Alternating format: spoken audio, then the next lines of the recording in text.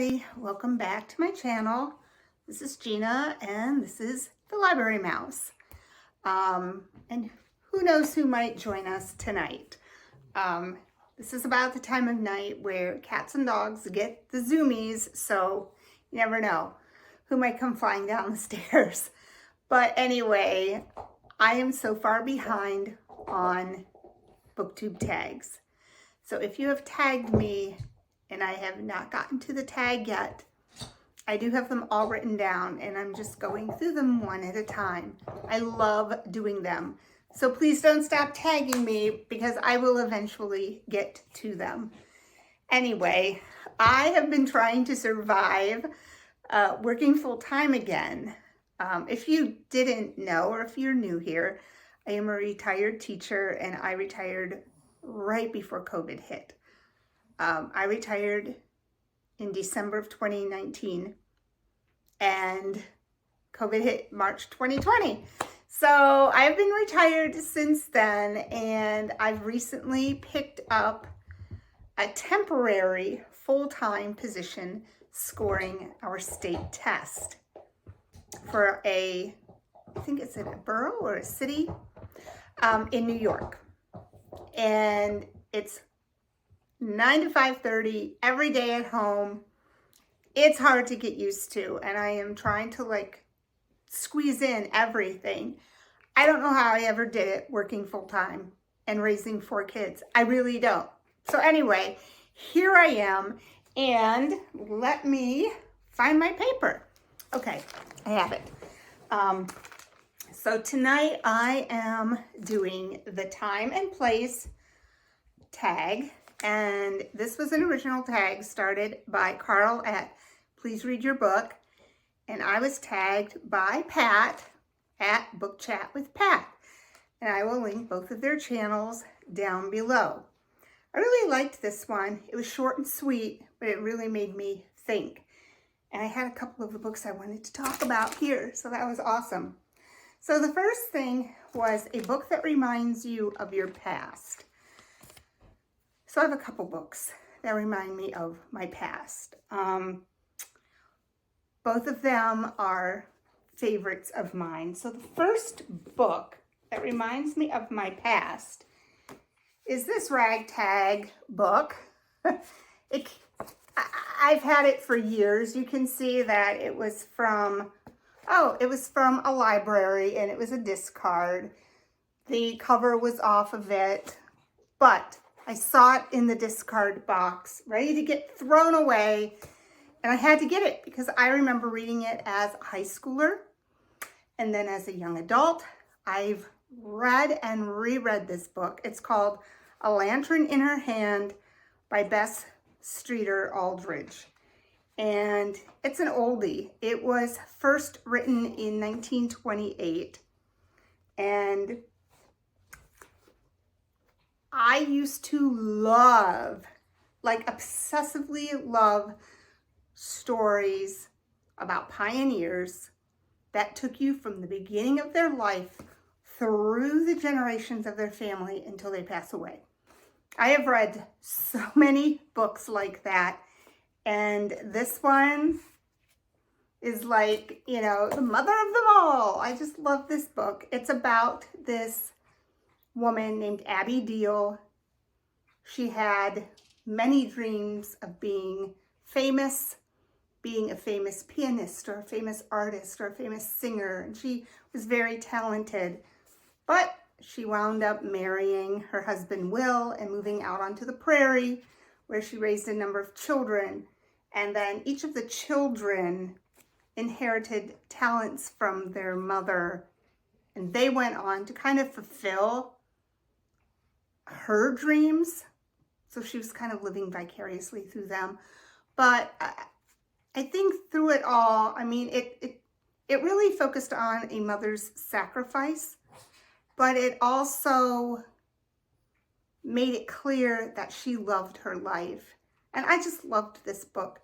And I first read it in high school, and whenever I thought of it, I would go get it from the library. So now I have my own ragtag copy of it. The other book, I'll put a picture up here Let me tell you about it. Okay, I wanted to get an accurate description and dates and everything for this book. So I grew up with older parents. My parents were born in the 20s and 30s. And as a child and as a teen, I watched a lot of old movies. I loved old movies. If you asked me what movies were popular in the 70s, I don't know, because I wasn't watching them. I was watching movies made in the 30s and 40s and 50s because that's what I liked. And this movie was no exception. I adored this movie. It was a portrait of Jennie. It had Jennifer Jones and Joseph Cotton in it. I wanted to see, it was made in 1948. So I watched the movie. I remember seeing it on TV, and that came first, and then I read the book. And I remember as a teenager reading this book because it was so romantic, and copying portions of the book into my diary because I just loved the quotes from the book. I wish I could find the paragraph that I just adored. But basically, it's a portrait of Jennie by Robert Nathan. It was published in 1940, and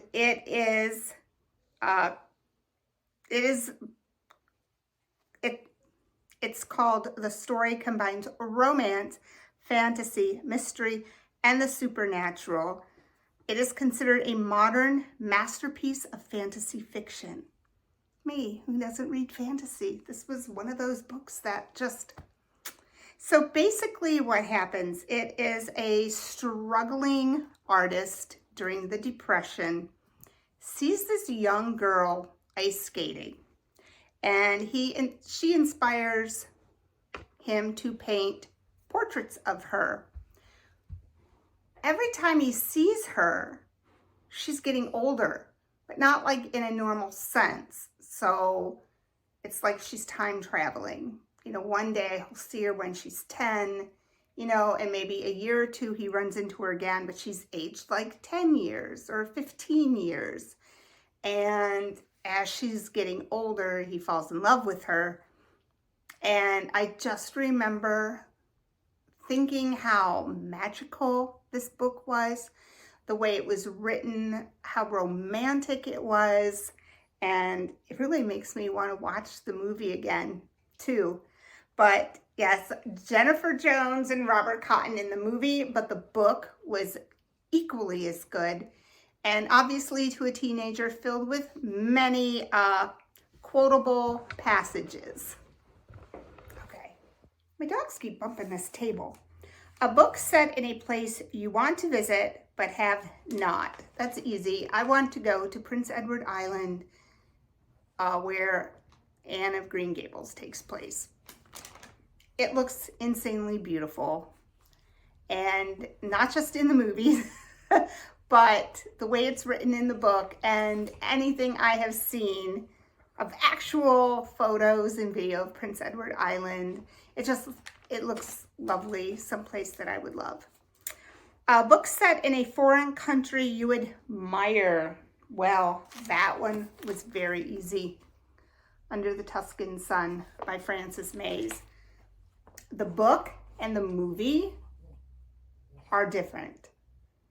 The movie is based on this book, but the book is much, much better, especially if you like old houses and you love Italy, and your dream is, you're kind of thinking, what would it be like to buy a dilapidated house in Italy? Not the more fancified movie version, but really, it's a beautiful book.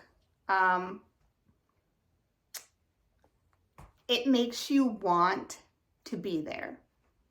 It makes you want to pack your bags and move to Italy. And I follow her on social media, and she's a foodie, and the things that she posts, they're just vibrant, you know. It's just so beautiful countrysides, beautiful food. It's everything that you think Italy would be like stereotypical. So yeah, so I love this book, Under the Tuscan Sun. Let's see, a book set in a city that you live in. Okay, here's the next book. Next question is a book set in the city that you live in. So I had to get the synopsis of this because I have not actually read this book. I had no idea that it was set in Rochester, New York, which is not where I live, but it's close to where I live. It's the closest that I could find for books, like fiction books. So it is The Tattooed Girl by Joyce Carol Oates, and it is about a reclusive author. He's young, but he's in failing health. His name is Joshua Siegel. He admits that he can no longer live alone, so he sees this girl in a bookstore and decides that she is the one he wants to hire to be his assistant. However, he is unaware of her past and the fact that she is an anti-Semite.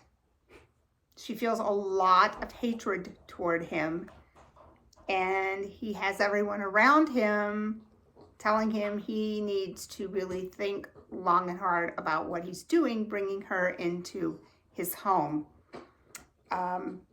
He's kind of mindless of the danger that she presents, especially with the characters that she is involved with outside of his home.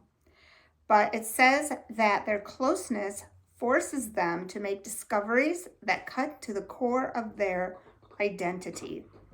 Joyce Carol Oates probes the tragedy of ethnic hatred and challenges accepted limits of desire. I really think that this is going to be on my TBR list. I'm going to try to read it for next month. It sounds like a very interesting book. Have any of you read this book? If you have, let me know below. And the last question is a book set in the future that is realistic. So ask me 10 years ago if I thought this book was realistic. I would say no. Sorry, that's my dog. Unfortunately, I feel like it's becoming more and more realistic, and that is The Handmaid's Tale. I don't want to be political, but unfortunately, I can see so many of the things that when I first read this book, I was like, oh, that will never happen. And yet here we are. So I would say that's my answer to that one. A book that is futuristic but realistic at the same time is The Handmaid's Tale. So that concludes my time and place tag. Thanks for tagging me, Pat. And I will be back soon with another video. I have some ideas that I really want to do, but I really have to get used to filming with someone else in the house. I don't film with anyone else in the house. So you YouTubers who do that, I need to learn. I need to learn to just do it. But you know, if I did, I have the kind of husband who would be, he'd be over here, you know, dancing, making noises, making me stop every 2 seconds. So that's why he is not involved in this channel. So, we're starting. So anyway, I hope all of you have a great day whenever you are watching this, and I will talk to you soon. Happy reading.